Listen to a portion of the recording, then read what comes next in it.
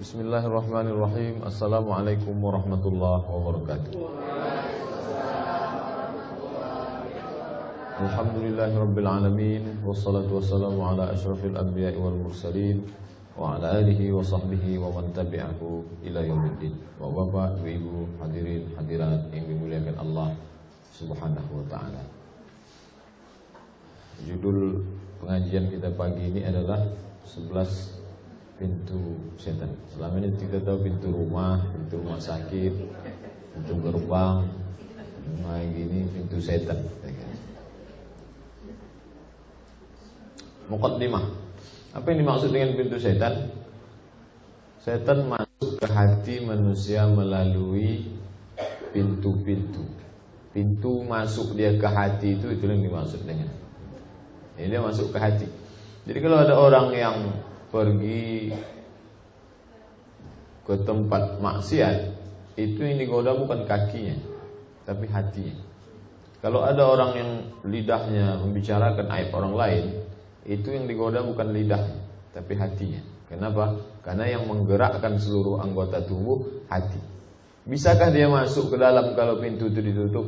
Menurut teori ini 11 ini bukan saya mengumpulkan, Imam Al-Ghazali dalam kitab Ihya Ulumuddin. Jadi menurut beliau ada 11 pintu dia masuk ke dalam hati manusia. Setan mengetahui titik-titik lemah. Dia tahu dari mana dia mesti masuk ke dalam, mana celah-celah untuk masuk ke dalam, dia tahu. Cara menjaga diri dari setan adalah dengan cara mengetahui pintu tersebut dan menutupnya rapat. Jadi Al-Ghazali mencontohkan orang yang tidak menutup pintu itu dengan rapat, lalu dia usir pakai a'udzubillah, tak mempan. Kenapa? Karena dia masuk ke dalam. Masuk ke dalam. Mulutnya mengucapkan a'udzubillah, mulutnya membaca ayat kursi, tidak bisa. Kenapa? Karena dia sudah sempat masuk ke dalam. Setan itu sudah bersemayam. Kalau setan masuk ke hati manusia, maka pandangannya akan menjadi pandangan setan, telinganya telinga setan, pikirannya pikiran setan, pikiran kotor, pikiran setan. Ketika sudah menjadi mata setan, telinga setan, pikiran setan, lalu berusaha mengusir setan, ya tak bisa. Masa setan mengusir setan? Tak bisa.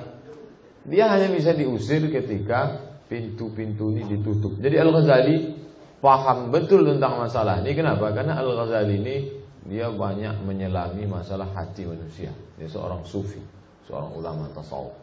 Jadi menurut teori beliau bahwa setan itu masuk ke dalam hati manusia melewat celah-celah pintu ini. Kalau ini ditutup, dia tak masuk ke dalam. Hati diumpamakan Al-Ghazali seperti benteng. Jadi ini kota, lalu kota ini dikelilingi benteng. Kalau benteng ini pintunya tertutup rapat, dia masuk, tak akan mungkin musuh masuk ke dalam benteng. Kenapa? Pintu tertutup rapat. Tapi kalau sampai benteng tidak dijaga, ada pintunya yang lupa dikunci atau memang tak tertutup, maka masuk musuh ke dalam. Kalau sudah masuk musuh ke dalam, itu sulit. Kenapa? Karena dia sudah merasuk ke dalam. Celah-celah pintu-pintu setan masuk ke dalam hati. Itulah yang 11 itu. Tapi menurut Al-Ghazali bukan 11, banyak sekali, ratusan. Tapi yang besar-besar, yang kalau ditutup yang ini, insya Allah yang lain tertutup. Maka menurut Al-Ghazali 11. Apa saja pintu setan masuk ke dalam? Yang pertama marah. Marah itu bukan dari setan. Marah itu dari kita. Ketika kita marah, di situ setan masuk. Orang kalau sudah marah, dia lupa ayat, dia lupa hadis, dia lupa kalau dia paham, dia lupa dia mengerti. Ketika orang marah, di situ baru setan masuk. Jadi tak selamanya juga setan ini salah kalau menurut teori ini. Jangan sikit-sikit setan itu disalahkan, sikit-sikit salah. Setan itu pun kalaulah bisa dia bicara dengan kita, dia komplain juga. Iya, sering sekali setan itu dijadikan kambing hitam.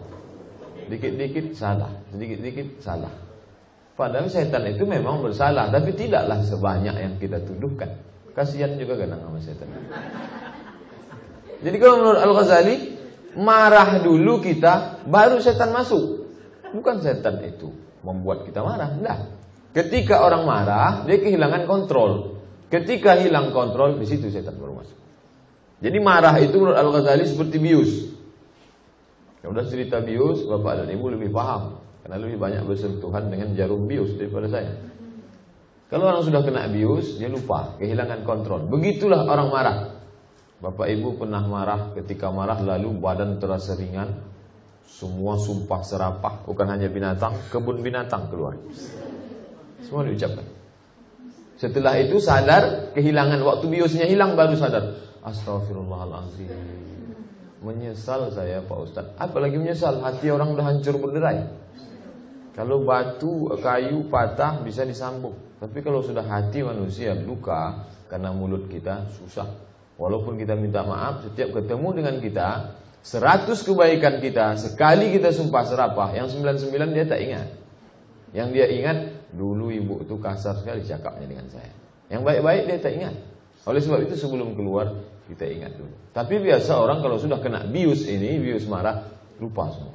Hilang ayat, hilang marah. Makanya kata Nabi, laisa syadidu bisur'ah. Orang yang kuat bukan orang yang menang bergulat. Di Makkah dulu ada namanya pasar Ukaz. Tiap tahun dibuat, ada lomba menulis syair, ada lomba bergulat. Lalu ada yang menang gulat itu dipuji, hebat si anu menang gulat. Apa kata Nabi? Laisa syadidu bisur'ah. Orang yang kuat bukan yang menang gulat itu. Yang menang gulat itu bukan orang yang kuat, itu fisiknya. Orang yang kuat kata Nabi, man yamlik nafsahu indal ghadab. Orang yang mampu mengendalikan dirinya waktu marah. Kenapa? Karena ketika marah dia mampu mengendalikan dirinya, dia mampu melawan setan. Melawan pegulat mudah, tapi melawan setan itu banyak orang yang tak mampu. Mengapa Nabi katakan orang yang mampu menahan marah dia paling kuat, kalah pegulat? Karena ketika itu dia mampu melawan setan. Oleh sebab itu jangan sampai kita marah. Ketika kita marah, situ setan masuk. Makanya dalam hadis diajarkan kalau kita marah sedang berdiri suruh duduk. Kalau kita sedang marah cepat berwudu. Datang sudah mulai mau marah, wudu. Dan kita hindari sebab-sebab yang membuat kita marah. Nah, kita sadar bahwa diri kita pemarah. Lalu kita, apa sebab saya marah? Saya biasa kalau mengajar tatap muka pertama saya sampaikan. Saya minta kerjasama, kita akan ada 16 tatap muka, potong pertemuan pertama, potong mid semester, potong akhir semester. Kalau kalian sedang tak mood, jangan masuk kelas. Kalau terlambat 15 menit, tak usah masuk. Saya tak pernah marah. Oleh sebab itu, jangan. Kalau udah 4 kali tak datang, tak usah masuk ujian. Tahun depan kan masih ada lagi. Jadi di awal kita udah antisipasi. Kita kasih tahu apa yang membuat kita marah. Ketika marah itu datang, langsung kita ingat. Fa idza fa'alu fahishatan, ketika orang melakukan perbuatan maksiat, marah bagian dari perbuatan itu, zakarullah, langsung ingat Allah. Astagfirullahaladzim. Astagfirullah itu untuk mengerem. Jangan rem diinjak, gas diinjak juga. Seringkali kita salah. Astagfirullahnya jalan, sumpah serapahnya jalan. Tidak, kalau kita marah, maka kita istighfar, kita berwudu, dipadamkan api gejolak marah. Yang kata Nabi dari jilatan api neraka. Maka dipadamkan dia dengan wudu, kita berwudu. Nah, itu. Jadi orang ketika marah dia seperti terkena bius, dia lupa. Setelah biusnya hilang, baru dia ingat, baru dia menyesal, baru menetes air mata. Apalagi nasi sudah jadi bubur, tak ada lagi bisa diperbaiki. Nah, oleh sebab itu, sebelum marah kita kenali diri kita. Halakam ru'un lam ya'rif qadrahu. Celaka orang yang tak kenal dirinya. Kita kenali diri kita. Apakah kita ini orang yang model cepat marah? Apa yang membuat kita marah? Mengapa kita marah? Lalu kita hindari. Andai terjadi, lalu kita lakukan cepat-cepat ingat. Ada istilah bahasa Jawa, eling-eling, cepat ingat. Zikir kepada Allah Subhanahu wa taala. Ketika tentara akal lemah akal, maka tentara setan datang menyerang. Ketika orang dalam keadaan konsentrasi, dia ingat ayat, dia ingat hadis, dia ingat zikir, dia ingat berselawat, setan tak masuk. Tapi ketika dia terkena bius, lemah, dikuasai oleh amarah, ketika itu daya akal lemah, disitulah setan masuk. Ketika pintu terbuka, masuk dia ke dalam. Kalau sudah masuk ke dalam, susah mengusirnya. Oleh sebab itu ini teori disampaikan Imam Al-Ghazali. Ketika manusia marah, setan mempermainkannya seperti anak kecil mempermainkan bola. Mengapa bola itu bisa diputar ke kiri, ke kanan, dilempar ke atas, ke bawah? Karena dia tak punya kuasa. Mengapa orang yang sedang marah tak punya kuasa? Karena dia kena bius. Maka kita disuruh cepat sadar, menyadarkan diri. Menyadarkan orang lain mudah, menyadarkan diri sendiri jauh lebih sulit. Oleh sebab itu kita mengontrol diri. Dari Abu Hurairah radhiyallahu anhu, datanglah seorang laki-laki bertanya kepada Nabi. Apa kata dia? Ausini ya Rasulullah, berikan pesan kepadaku.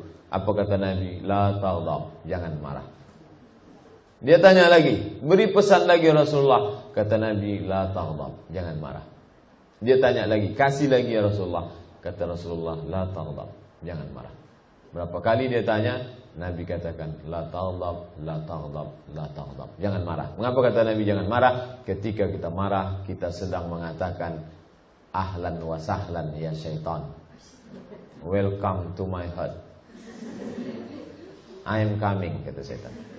Oleh sebab itu kita kenali diri, hindari marah. Andai pun marah, langsung cepat ingat, zakarullah fastaghfiru lidzunubihim, minta perlindungan. A'udzubillahi minasyaitonir rajim. A'udzubillahi minasyaitonir rajim. Dari Abu Hurairah radhiyallahu anhu, apa kata Nabi? Laisa syadidu bisur'ah. Orang yang kuat bukan yang menang bergulat. Wa innamas syadidul ladzi yamliku nafsahu 'indal ghadab. Orang yang kuat, orang yang sanggup mengendalikan dirinya ketika dia marah. Artinya apa? Marah itu ada dalam diri manusia. Siapapun dia ada marah. Bedanya apa? Bedanya ada yang mengendalikan marah, ada yang dikendalikan oleh amarah. Jadi marah bukan dari syaitan, marah dari diri sendiri. Menurut Al-Ghazali, lewat marah itulah syaitan masuk ke dalam hati manusia. Tapi jangan pula terlalu melo. Habis mendengar pengajian ini langsung tak marah-marah. Apapun dilakukan tak marah. Jangan marah, karena kata Pak Ustadz kalau marah berarti masuk syaitan. Anda boleh marah. Kapan? Marah karena Allah. Jadi Nabi pun pernah marah. Apa kata Nabi? La yantahiyanna rijalun an tarkil jamaah. Hendaklah mereka yang meninggalkan salat berjamaah itu berhenti. Kalau tidak, la uharriqanna buyutahum. Aku akan membakar rumah mereka. Kira-kira masuk akal tak bunyi kalimat begini Nabi mengucapkannya sambil senyum? Aku akan bakar rumah mereka. Tak mungkin. Aku akan bakar rumah mereka. Marah, ini ungkapan marah. Loh katanya jangan marah. Marahnya karena Allah. Marah bukan karena orang itu, tapi karena perbuatannya meninggalkan salat berjamaah. Oleh sebab itu, tengok marah. Tak salat berjamaah, Nabi marah. Tapi ada orang Arab Badui yang buang air kecil dalam masjid, Nabi tak marah. Kok tak marah? Kenapa yang salat berjamaah mereka tak lakukan, Nabi marah? Karena mereka tahu. Orang Arab Badui tadi Nabi tak marah. Kenapa? Karena memang dia tak tahu. Orang yang tak tahu dimaafkan. Seringkali kita marah bukan karena Allah. Marah karena kemauan kita sendiri. Marah karena memperturutkan hawa nafsu. Oleh sebab itu, orang yang beriman dia bukan tak marah, dia menempatkan amarah. Nah itu jadi perlu. Kalau salah-salah paham, dibaca hadis menahan marah, lalu tak marah-marah. Jelas-jelas melakukan perbuatan dosa, maksiat, anaknya, istrinya, tak marah. Ini jelas salah. Bukan maknanya tak marah, marah pada tempatnya. Meletakkan amarah pada tempatnya. Oleh sebab itu, Bapak dan Ibu hadirin yang dimuliakan Allah Subhanahu wa taala, berkaitan dengan marah ini, Islam agama yang sangat manusiawi. Bahwa manusia punya amarah, ya, Islam tak melarang orang untuk tidak marah. Islam tidak melarang orang untuk marah, tapi Islam mengajarkan menempatkan marah pada tempatnya. Nah, inilah amarah, salah satu pintu syaitan. Jadi jangan sampai kita marah tak tentu arah sampai syaitan masuk ke dalam. 2. Tamak. Tamak itu bahasa Arab, tamak. Kalau kitanya serakah, rakus, keinginan yang amat sangat berlebihan. Itu bukan dari setan. Jadi kalau ada orang tamak lalu ditangkap, kenapa kamu tamak? Ini saya digoda setan. Oh, setan itu marah juga setan. Saya enggak, kata setan. Tak ada saya goda kamu, tamak itu dari kamu. Ketika orang tamak baru setan masuk. Jadi tamaknya dari diri sendiri. Dari mana datang tamak? Dari suka. Jadi berawal dari suka. Suka 10%. Ketika datang tamak dia meningkat. Awalnya suka, lalu tamak. Suka kepada harta, berubah menjadi tamak. Suka kepada jabatan, berubah kepada tamak. Suka kepada kekuasaan, berubah menjadi tamak. Dalam bahasa Arabnya at-tam'.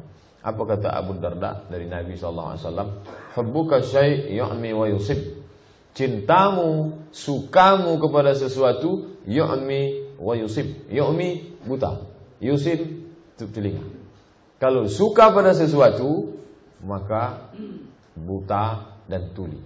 Makanya orang barat menyebut love is blind. Cinta itu buta. Tapi dalam hadis Nabi, cinta tak buta.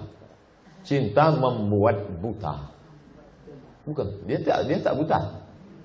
Apa makna buta dan tuli? Bukan berarti orang yang suka pada sesuatu dia lantas buta. Enggak. Matanya tak lagi berfungsi. Sama macam kita tegak, lalu ada orang menginjak kaki kita. Kita bilang, kamu buta ya? Bukan berarti dia buta, matanya tetap melek, tapi tak berfungsi seperti yang semestinya. Orang kalau sudah suka sesuatu, matanya tak berfungsi, telinganya tak berfungsi. Apa maknanya? Dia tak lagi melihat raut wajah orang yang mengejek sebagai bentuk ketidaksukaan. Cuek. Dia tak lagi memperdulikan cakap orang, gunjingan orang. Cuek. Apa? Kalau begitu dia tak dengar. Dia dengar, tapi tidak menimbulkan efek. Na'udzubillah. Cinta kekuasaan, maka jangan heran kita menengok orang menghalalkan segala cara untuk mendapatkan kekuasaan. Cinta, suka berubah menjadi tamak. Ketika itu maka mata tertutup, telinga tertutup, tak lagi berfungsi.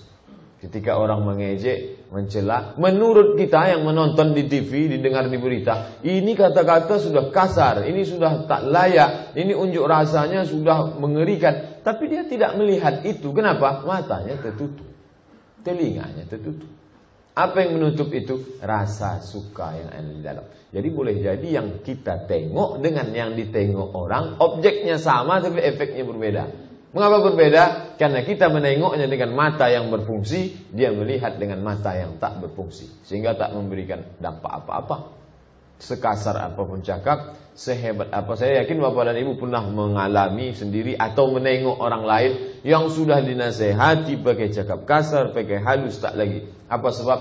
Karena tamak sudah bersarang di dalam. Ketika orang tamak diawali dari suka, lalu kemudian tamak, disitulah baru masuk setan ke dalam. Kenapa? Dia sudah membuat satu lubang dalam hatinya untuk setan masuk ke dalam.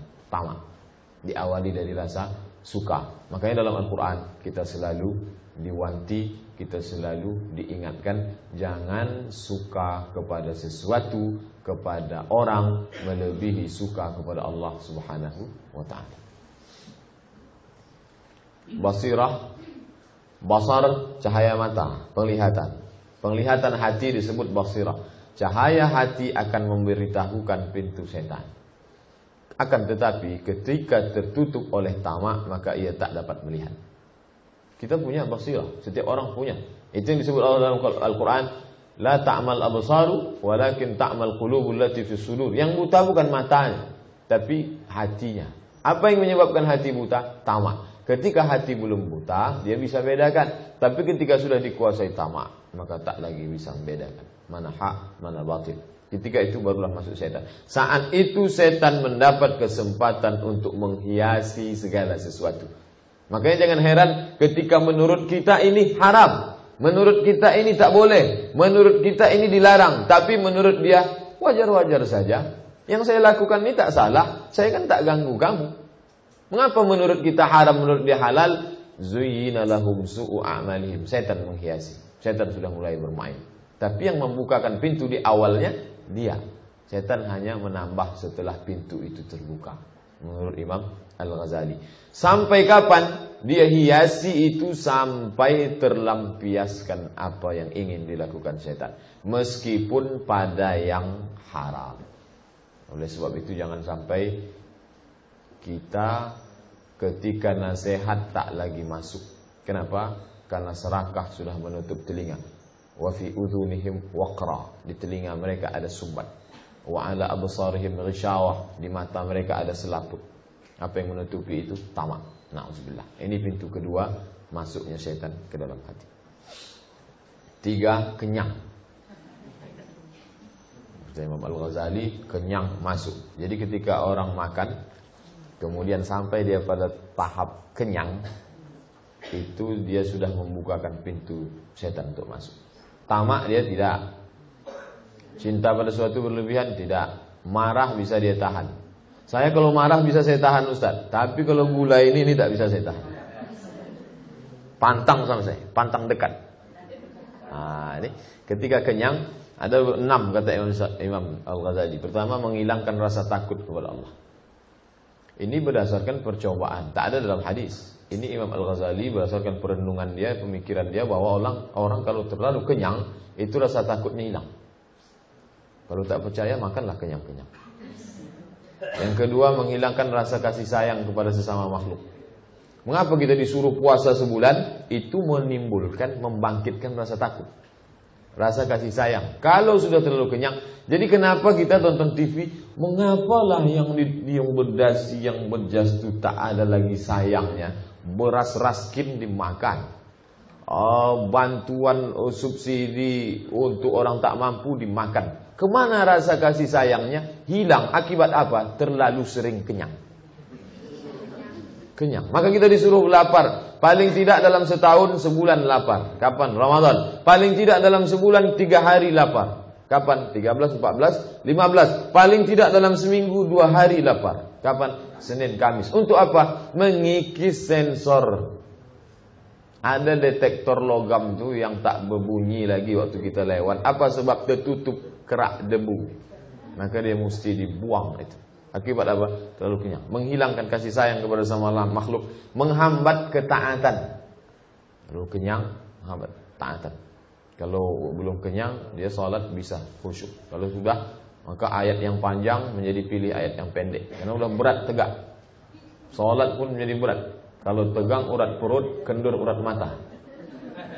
Itu sudah teori.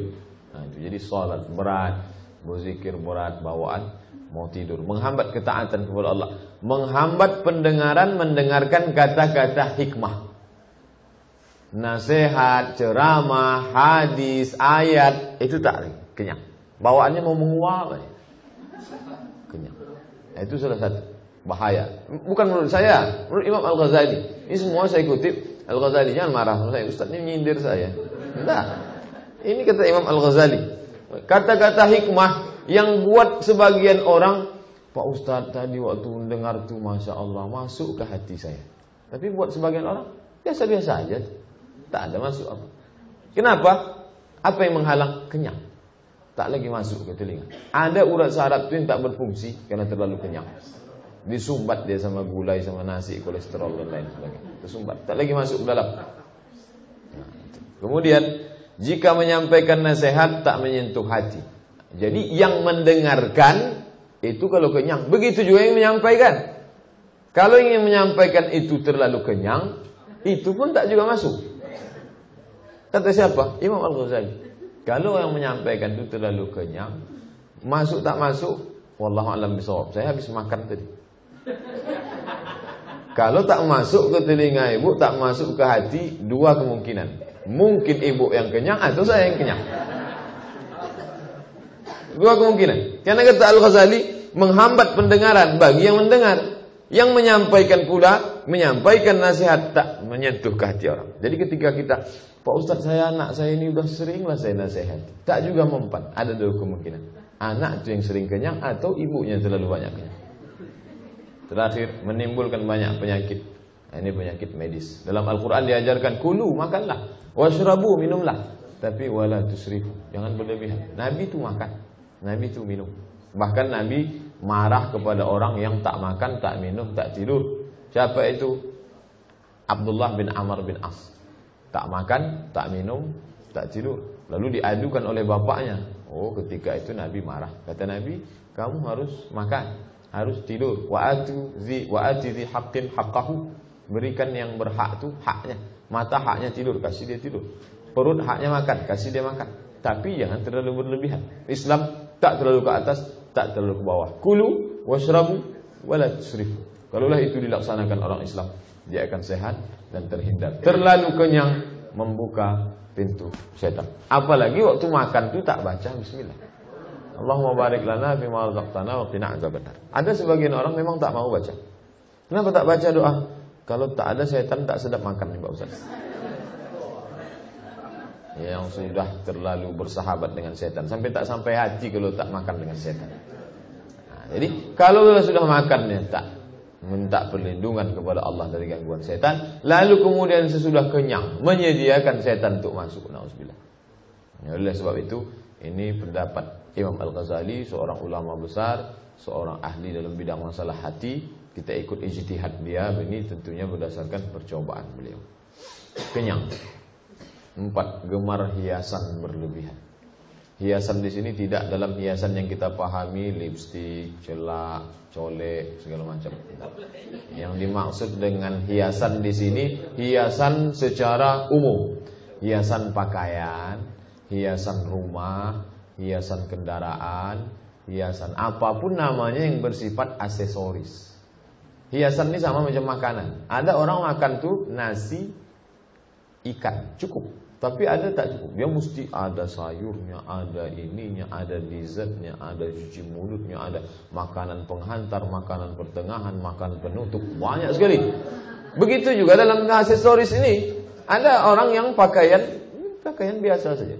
Tapi ada aksesoris, harus pakai ini, harus pakai itu. Saya termasuk yang tak pakai aksesoris. Mungkin mana-mana tak pernah saya pakai sorban, pakai ini. Akhirnya kalau saya ceramah ke masjid, seringkali kata panitia, kalau yang tak kenal, karena ustaz tidak datang, maka kita batalkan pengajian malam ini. Ceramah saya di Siak pertama kali, masuklah Pak Wakil Bupati, duduk sebelah. Di sebelah saya Taman Madinah, kawan. Saya di tengah, baru sebelah.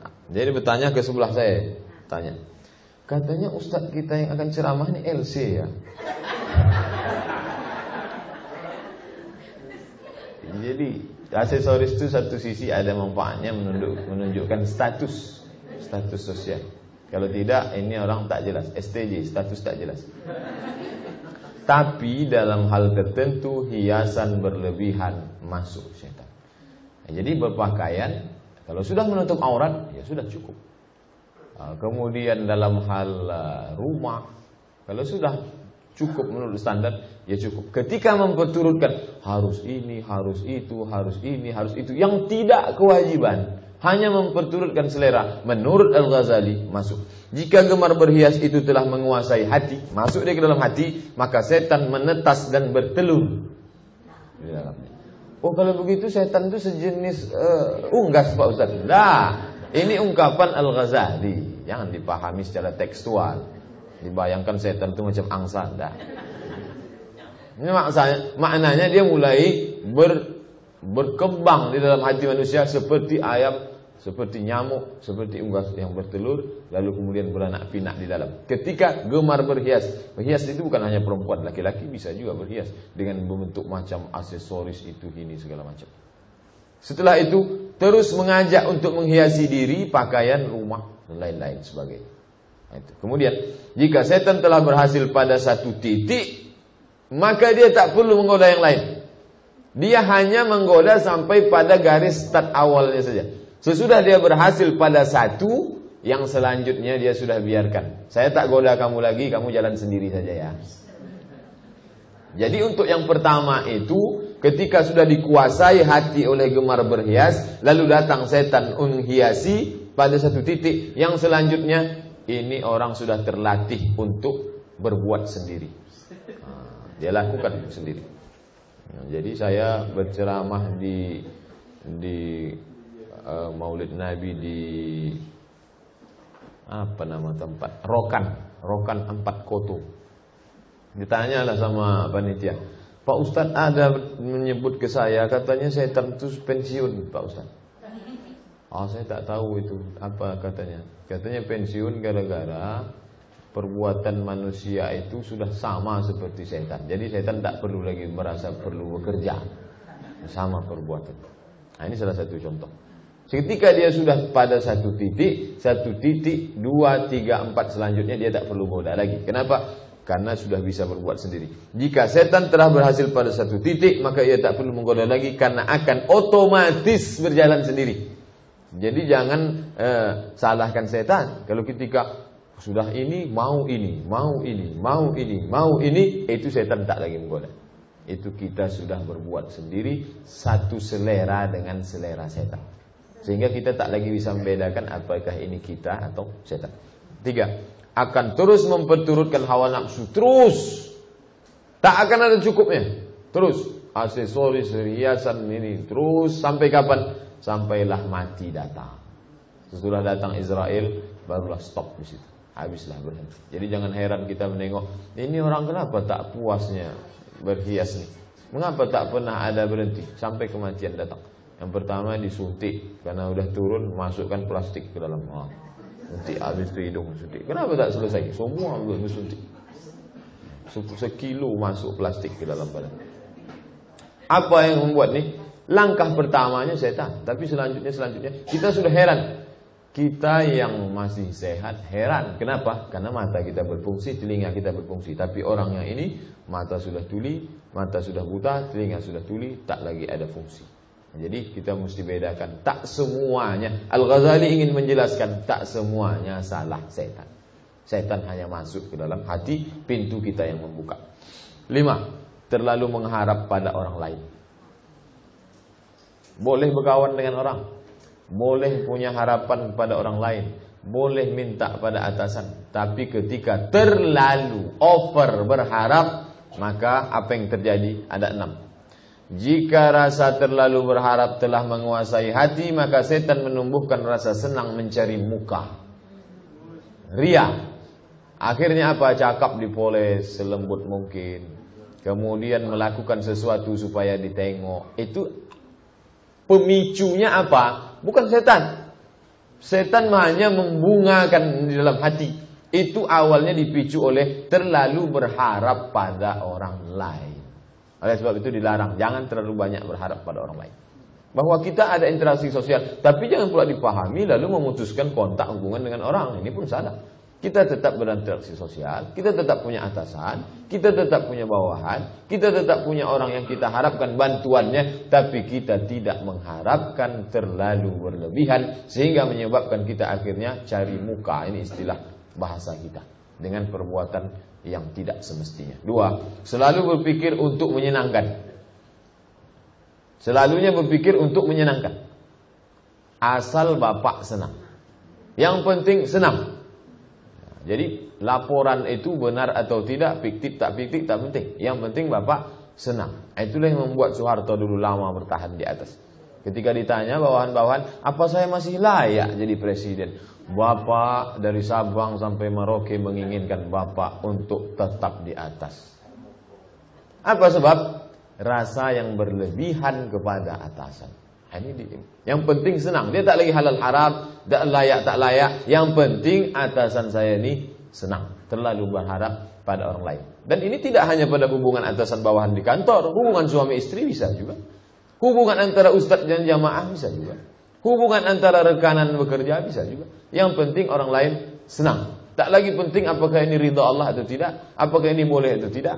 Yang penting senang. 3. Sanjungan tidak sesuai dengan kenyataan. Kalimat yang keluar mulai hiperbola. Kalimat yang keluar mulai bombastis. Tak lagi sesuai dengan kenyataan. Silap-silap jatuh kepada hipokrit, munafik. Apa sebab? Karena terlalu berlebihan mengharapkan orang lain. 4. Sikap pura-pura. Lain di hati, lain di mulut. 5. Meninggalkan amar ma'ruf nahi mungkar. Tak lagi berpikir tentang amar ma'ruf nahi mungkar. Amar ma'ruf kalau saya ajak dia buat baik, dia tersinggung, tak perlu saya ajak. Nahi mungkar kalau saya buat dia ajak larang nahi mungkar, dia tersinggung, tak perlu. Maka amar ma'ruf tak jadi, nahi mungkar pun tak jadi. Akibat. Panitia pun kadang yang mengundang-undang ustaz ini bisa juga. Karena terlalu berharap pada atasan, akhirnya takut atasannya tersinggung, dipesankan. Pak Ustaz, nanti jangan singgung-singgung masalah jilbab ya. Ini istri Pak kepala dinas ini belum pakai jilbab lagi. Bisa jadi. Akibat apa? Takut. Ketakutan yang berlebihan. Lebih takut dari atasan daripada takut kepada Allah Subhanahu wa taala. Akhirnya mengesampingkan, menomorduakan Allah Subhanahu wa taala. Keenam, sampai pada tingkat seolah-olah sembahannya lebih takut kepada yang dituju itu daripada Allah Subhanahu wa taala. Nah, ini terlalu berharap pada orang lain. Tak boleh terlalu berharap. Berharap hanya kepada Allah Subhanahu wa taala.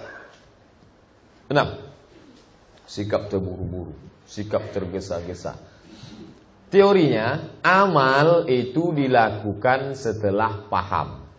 Paham itu butuh perenungan. Perenungan itu butuh waktu.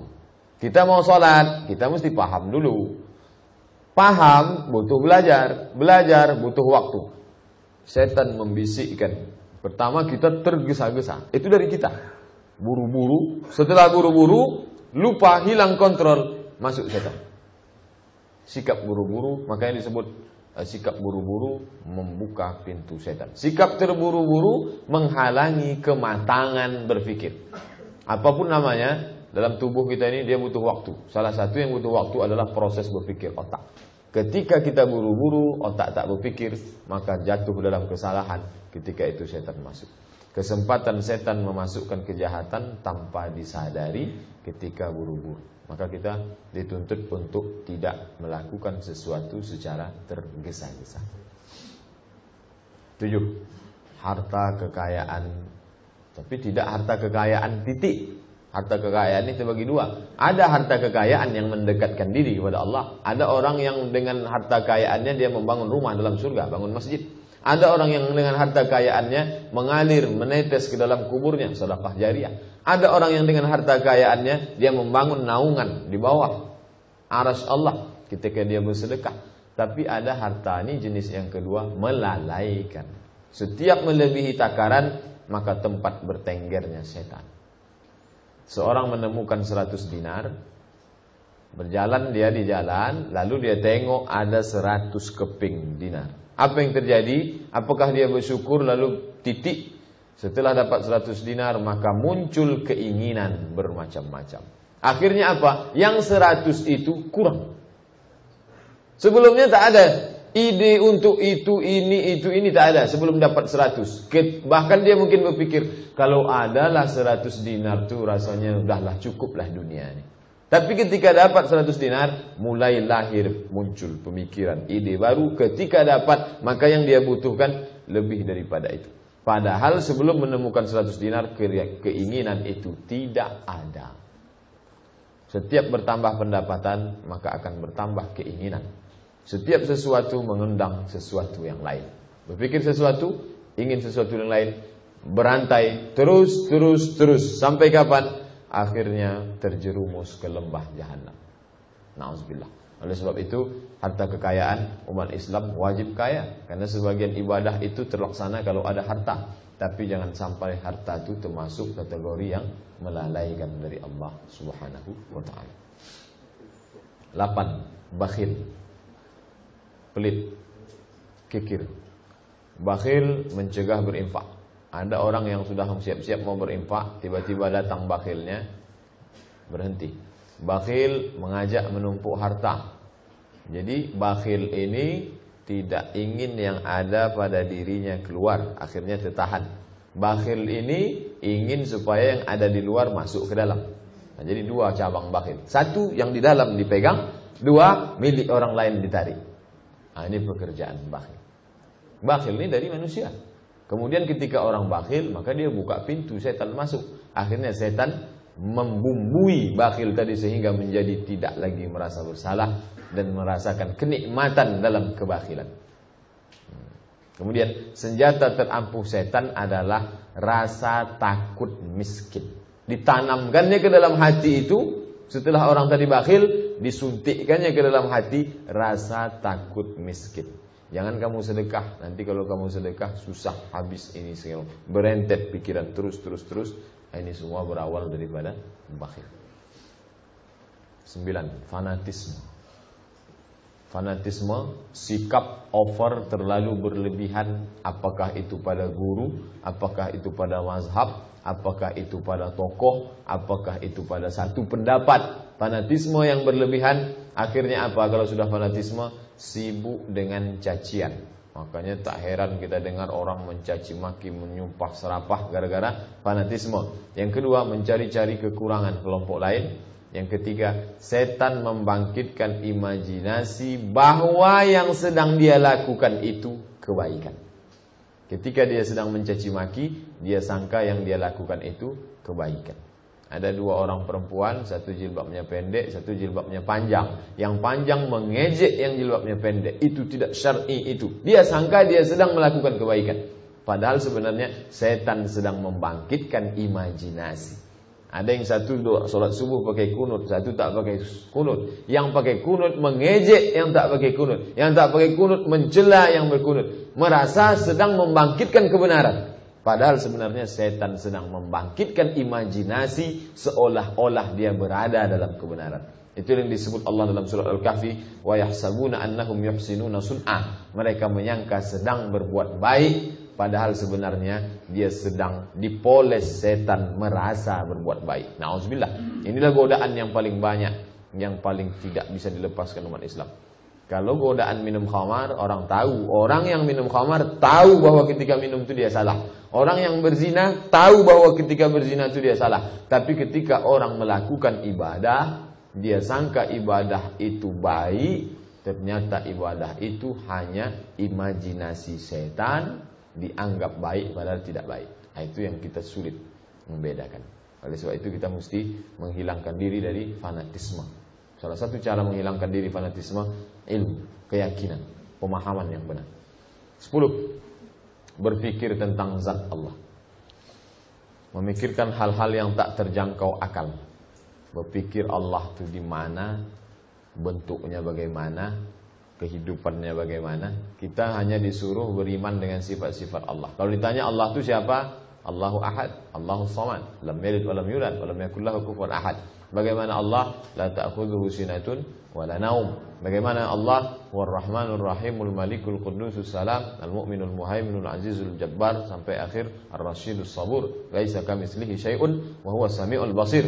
Kita dikasih Allah akal, akal bukan untuk memikirkan zat Allah, tapi berpikir tentang makhluk ciptaan Allah. Inna fi khalqis samawati, dalam penciptaan langit, wal ardi, dan bumi, waqtilafil laili wan nahar, perputaran siang dan malam, la ayatin, semua itu menjadi ayat, bukti, tanda keberadaan Allah. Tapi ketika orang salah, akal ini dipakai untuk memikirkan zat Allah, maka itu pintu setan masuk. Akhirnya apa? Menimbulkan keraguan dalam agama, menimbulkan khayalan yang tak benar tentang Allah Subhanahu wa ta'ala. Oleh sebab itu para ulama menutup pintu ijtihad, mentakwilkan ayat-ayat mutasyabihat, cukup mengimani sebagaimana apa adanya. Ini sebagian ahlut tafwid. Untuk apa? Menghindari berpikir tentang zat Allah Subhanahu wa ta'ala, karena akal tak sanggup untuk memikirkannya. 11 terakhir, su'uzzan kepada sesama. Su'uzzan datang dari kita, prasangka. Lalu kemudian ketika orang bersu'uzzan, terbuka hatinya, setan masuk membumbui su'uzzan. Jadi jangan heran ketika su'uzzan pertama terbuka, lalu kemudian orang menikmati su'uzzan. Awalnya su'uzzan hanya di hati, lalu berubah ke lidah, lalu tertarik berbicara. Akhirnya waktu 1 jam tak cukup hanya untuk berprasangka, prasangka. Makanya di awal itu harus tutup langsung. Ya ayyuhalladzina amanu, hai orang beriman, ijtanibu katsiran minadh-dhann, jauhi prasangka. Ini ungkapan penyair. Wa ainur ridha an kulli aibin kalilah, walakin ainas sukhti tubdil masawaya. Apa maknanya? Rasa suka membuat buta terhadap semua cacat, kebencian menampakkan semua keburukan. Kalau sudah suka, sebesar apapun cacatnya hilang. Kalau sudah benci, sekecil apapun aibnya tampak. Nah, itu sudah hukum alam. Itu sudah syairnya gitu. Oleh sebab itu, maka kita disuruh suka karena Allah, benci pun karena Allah. Bukan karena mengikutkan perasaan, mengikutkan prasangka. Kenapa? Karena prasangka sesuatu yang tak ada kepastian di dalamnya. Apabila terapi mengusir, apakah terapi mengusir setan? Apakah cukup dengan zikir dan ucapan auzubillah? Menurut Al-Ghazali, menutup pintu-pintu tersebut dan membersihkan hati dan sifat tercela. Jadi kata beliau, bukan mengusirnya dengan auzubillah, bukan la ilaha illa huwal hayyul qayyum. Kalau dibukakan 11 pintu itu masuk dia ke dalam, lalu diucapkan juga auzubillah, maka mubazir. Orang mubazir saudara setan. Menurut Al-Ghazali caranya tutup pintu itu rapat, bersihkan hati, barulah mengucapkan auzubillah dan doa-doa. Apabila sifat tersebut telah dibersihkan, maka setan hanya menciptakan lintasan dalam hati. Hati bersih, pintunya terkunci, hanya ada lintasan.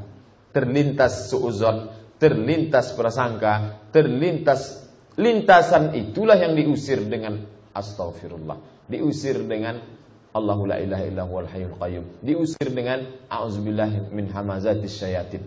Selama dia tidak tertutup, lalu bercampur aduk antara setan dengan zikir, akhirnya dia tak berfungsi sebagaimana mestinya. Lintasan-lintasan itu dapat diusir dengan zikir.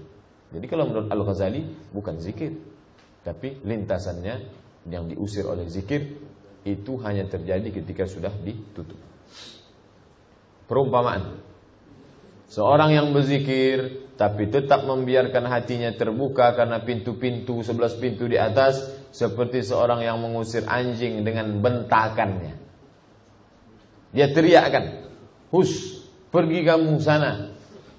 Tapi tangan kanannya memegang daging dan tulang yang busuk.